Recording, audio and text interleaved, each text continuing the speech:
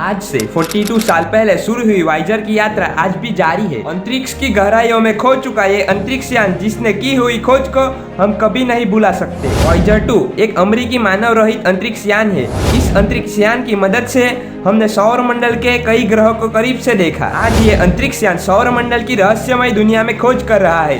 Voyager 2 को 20 अगस्त 1977 को Florida से अंतरिक्ष के लंबे सफर के लिए रवाना किया गया था। इस मिशन का मेन मकसद सौर मंडल के बाहरी ग्रहों के बारे में जानकारियां लेना था।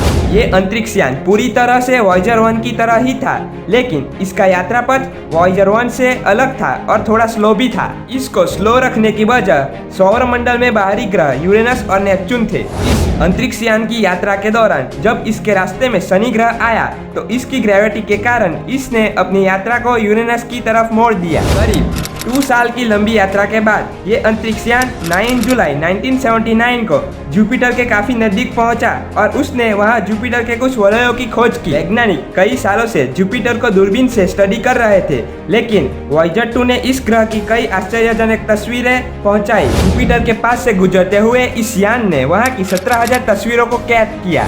यहाँ पे खोज करने के बाद ये यान शनि ग्रह की ओर निकल पड़ा था। वॉयेजर 2 25 अगस्त 1981 को शनि की ओर पहुंचा था। वॉयेजर 2 ने शनि की बाहरी एटमॉस्फेयर के टेम्परेचर और डेंसिटी को मापा था। इसके साथ ही शनि ग्रह के कई चंद्रमा की तस्वीर हम तक पहुंचाई थी। इसके बाद ये अपनी अगली मंजिल की ओर जाने के लिए निकल गया था। इसकी अगली मंजिल थी यूरेनस प्लेनेट। इसके बाद 24 जनवरी 1918 को वॉयेजर 2 यूरेनस के करीब पहुंच चुका था। वहां पर रहते हुए इस अंतरिक्ष यान ने यूरेनस के 10 चंद्रमाओं की खोज की। ये खोज अपने आप में एक अलग ही खोज थी। साथ ही यहाँ का वातावरण और इसके वलयों का करीब से अध्ययन किया, जिसमें इसने यूरेनस के 2 नए रिंग की खोज की। इसके बाद ये अपनी अगली मंजिल की ओर निकल पड़ा था, जो कि नेपच्यून था। काफी समय अंतरिक्ष में सफर करने के बाद ये यान 25 अगस्त 1989 को नेपच्यून के पास पहुंच गया था।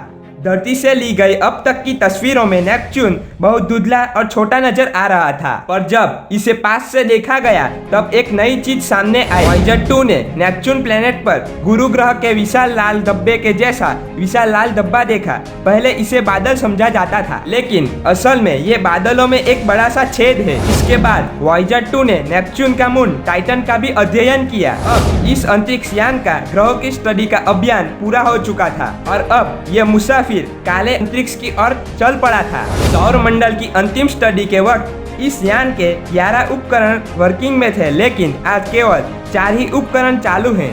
बाकी के इंस्ट्रूमेंट को एनर्जी बचाने के लिए बंद कर दिया गया और आज जो 4 इंस्ट्रूमेंट चालू है उनका इस्तेमाल मैग्नेटिक फील्ड से जुड़े डाटा को इकट्ठा करने और कॉस्मिक रेज से जुड़े डाटा को इकट्ठा करने और इन डाटा को पृथ्वी तक पहुंचाने और हमारे साथ संपर्क बनाए रखने के लिए इन उपकरणों का उपयोग किया जाता है। जब ये यान पृथ्वी से काफी तब वॉयेजर अंतरिक्ष यान ने पृथ्वी से करीब 11.66 मिलियन किलोमीटर दूर से पृथ्वी और चंद्र की पहली बार एक ही फ्रेम में तस्वीर कैप्चर की, जो फोटो आप अभी अपनी स्क्रीन पर देख रहे हैं। इसके बाद ये जुपिटर की तरफ जा पड़ा। करीब 5 मार्च 1979 को ये अंतरिक्ष यान जुपिटर के काफी करीब पहुंच चुका था। अभी जो आप अपनी स्क्रीन पर वीडियो देख रहे हैं ये वॉयेजर 1 के द्वारा ली गई जुपिटर की टाइम लैप्स फुटेज है। इस यान ने जुपिटर के पास से गुजरते समय करीब 19,000 तस्वीरों को कैप्चर किया। इसके बाद इसने जुपिटर के चंद्रमा कैलिस्ट्रो की तस्वीर भी कैप्चर की। इसके बाद वॉयेजर अपनी अगली मंजिल शनि ग्रह की ओर निकल पड़ा था। 12 नवंबर 1918 को वो शनि ग्रह के काफी नजदीक पहुंच गया था। तब उसने शनि ग्रह की इस खूबसूरत तस्वीर को अपने कैमरा में कैद किया। जब ये अंतरिक्ष यान हमारे सौर मंडल से बाहर जा रहा था तब उसने अपने कैमरा को पृथ्वी की तरफ मोड़ा और एक तस्वीर ली थी। अभी जो ब्लू डॉट आप अपनी स्क्रीन पर देख रहे हो ये पृथ्वी है। अभी वॉयेजर के कैमरा को बंद कर दिया गया था।